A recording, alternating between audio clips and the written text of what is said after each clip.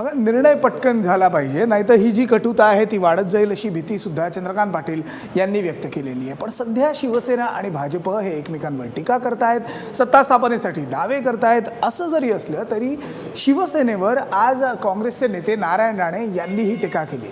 शिवसेना धक्का मारून बाहेर काढल्याशिवाय सत्तेतून बाहेर जाणार नाही अशी खरमरीत टीका नारायण राणे यांनी केली आहे। पराभव हा पराभव असतो, त्याची कारणं देऊ नका असा टोला सुद्धा राणेंनी लगावला आहे। इतकंच नाही तर भाजपचा हा विजय प्रामाणिक नाही असा दावा सुद्धा नारायण राणे यांनी केला।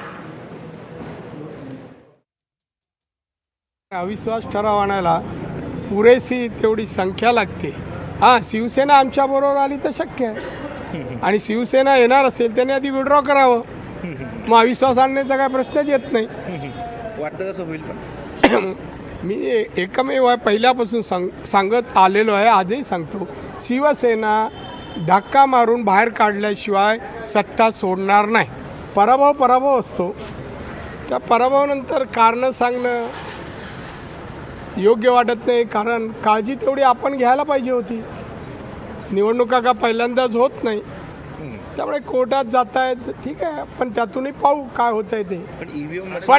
पण या निवडणुका भाजपने प्रामाणिकपणे जिंकलेला नाही आहेत। जे काय प्रतिक्रिया येत आहेत, शंका घेतल्या जातात, त्यामध्ये काही ना काही तथ्य आहे।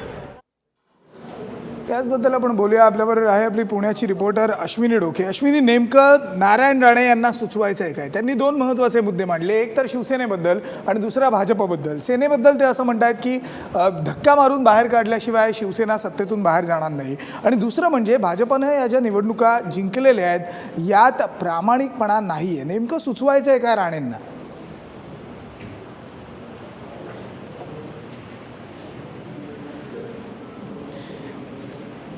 आपण पुन्हा एकदा अश्विनीकडे जाऊयात। अश्विनी, नेमकं नारायण राणेंना सुचवायचं आहे काय? कारण त्यांनी शिवसेनेबरोबर भाजपवर सुद्धा टीका केली आहे।